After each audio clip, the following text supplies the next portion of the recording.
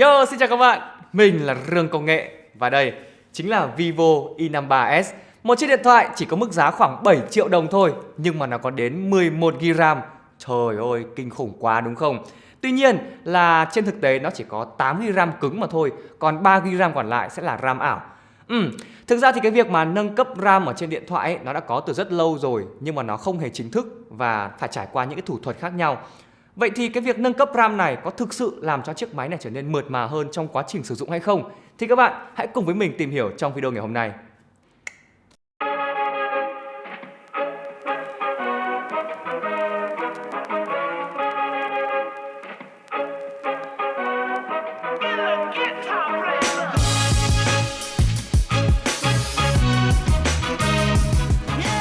Bây giờ thì chúng ta sẽ đến với phần quan trọng nhất và nổi bật nhất của chiếc máy này, đó là khả năng nâng cấp RAM. Rồi, bây giờ anh em sẽ kéo vào phần cài đặt cho mình nhá. Tìm vào cái phần đó là RAM và không gian lưu trữ. Sau đó bật cái chức năng đó là RAM mở rộng.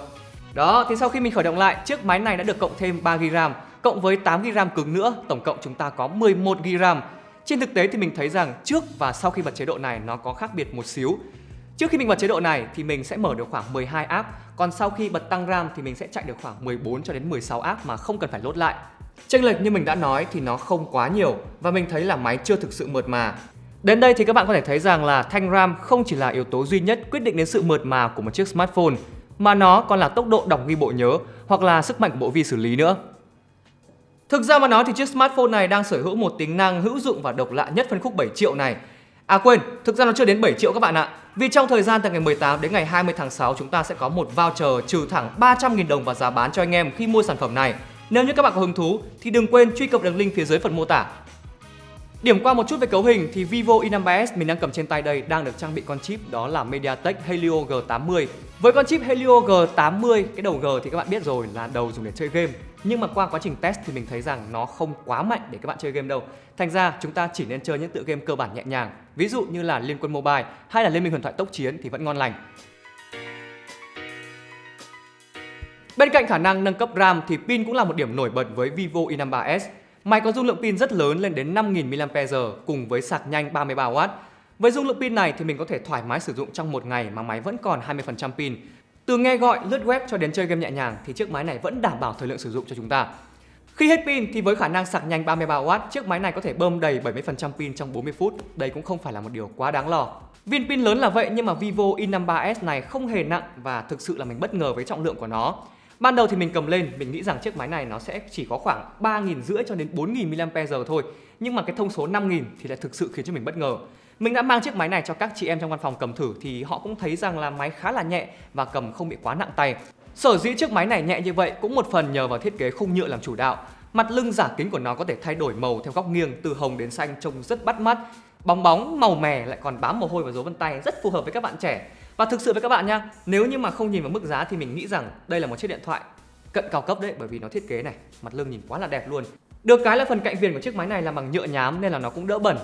Nhưng mà mình vẫn thành thật khuyên các bạn, với một chiếc máy có mặt lưng bóng như thế này thì mình vẫn nên là đeo một chiếc ốp vào, bởi vì nhá, ngoài việc nó bám mồ hôi dấu vân tay ra thì cái mặt lưng này mà xước thì thực sự với các bạn, nó quá kinh luôn. Bây giờ chúng ta sẽ nói về phần màn hình của chiếc máy này. Vivo Y53s có màn hình không quá đẹp, nó có độ lớn là 6,58 inch. Cái điểm đặc biệt và cũng là điểm nhấn ấn tượng trên cái màn hình này là tấm nền IPS LCD các bạn ạ. Úi dồi ôi, tần số quét 60Hz. Rõ ràng là mang cái thông số này ra để so sánh với những mẫu máy đối thủ cùng phân khúc thì Y53s đúng là nó giống cái xe đạp của mình hơn một năm nay mình không bơm. Hơi non.